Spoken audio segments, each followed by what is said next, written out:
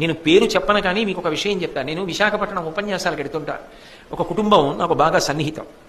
నేను ఆవిడ వాళ్ళ కోడళ్ళని చూసుకునే విధానం చూసి ఆశ్చర్యపోయా. ఎందుకంటే వాళ్ళ కోడలు ఒకసారి అమెరికా వెడుతోంది, ఏదో 2 నెలలు అలా పర్యటన చేసి సరదాగా తిరిగి రావడానికి వెడుతున్నారు వాళ్ళ కొడుకు కోళ్ళు. ఆ పిల్ల వెడుతూ అత్తగారిని పట్టుకుని ఇడిచింది.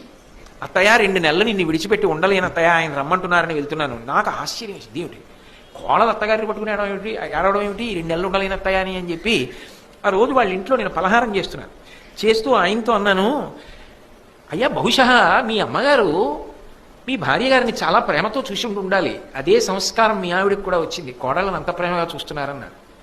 ఆయన పలహారం చేస్తున్న ఆయన ఆపి, మా అమ్మ గురించి ఒక్క మాట వ్యతిరేకంగా మాట్లాడడం నాకు ఇష్టం లేదు కానీ కోటేశ్వరారు, మా అమ్మ చాలా బాధ పెట్టిందండి నా భార్యని, అయినా మా అమ్మ నాకు పూజనీయురాలు, నేను ఒక్క మాట మా అమ్మకి వ్యతిరేకంగా మాట్లాడను. నా భార్య ఎప్పుడూ ఒక మాట అనేది, నా కోడళ్ళు మాత్రం ఇలా బాధపడకూడదు, వాళ్ళని గుండెల్లో పెట్టుకు చూసుకుంటాననేది, అందుకే నా కోడళ్ళని మాత్రం నా భార్య ఒక్క విషయంలో కూడా బాధ పెట్టదండి అన్నారు.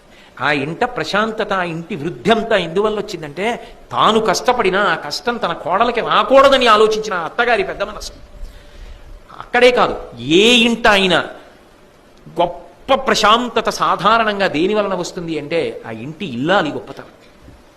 అది అంత తేలికైన విషయం ఏం కాదు, అది వాళ్ళ గొప్పతనం. నిజంగా కూడా వాళ్ళ ఓర్పు, వాళ్ళ మర్యాద, వాళ్ళ ప్రేమ, బంధువుల్ని కలుపుకోవడం, అక్క చెల్లెళ్ళు వాళ్ళ ప్రేమ, అది